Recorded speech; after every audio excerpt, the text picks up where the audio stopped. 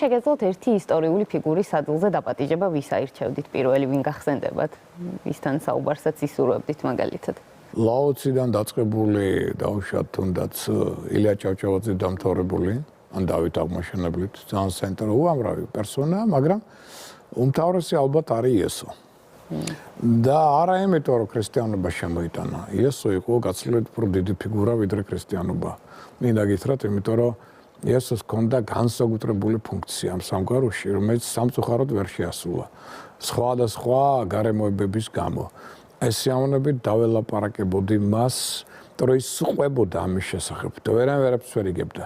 აი როგორც მე ზოგჯერ ყვები რაღაცას და გზნობ რომ ადამიანი ვერ იგებს, არ არის იქ. აი ეს მომენტი გვაქვს. ამიტომ შექმნა 12 მოციქული, რომ იმათ მაინც იქნებ ჩვენთვის გასაგებ ენაზე გადაეცა. აი დიდ სულიერ ოსტატებს ეს ემართებათ. ისინი ყოველთვის ახლო ჯგუფებს ქმნიან, ვინც ცოტა ახლოა მათთან და რომელიც გაუგებს და იმ ჯგუფებმა უნდა უთარგმნონ მერე მასას, იმიტომ რომ ძალიან დიდი განსხვავებაა სულიერ დიდ ოსტატსა და მასას შორის. ძალიან ხშირად ვერ უგებს მასა.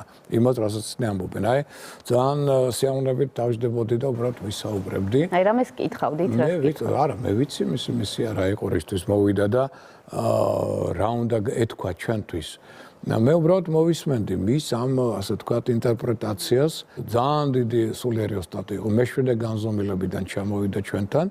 მან საოცრებები იცოდა საერთოდ სამყაროს შესახებ და ის რაც ჩვენ არ ვიცით, ამას ყველაფერს გავიგებდი, ვკითხავდი და მე დარწმუნებული ვარ, რომ აი რა რისი თქმა მას უნდოდა. მე ვფიქრობ, რომ დღეს მე მზად ვარ იმისთვის, რომ ის გავიგო. რასაც ის მე მეტყოდა.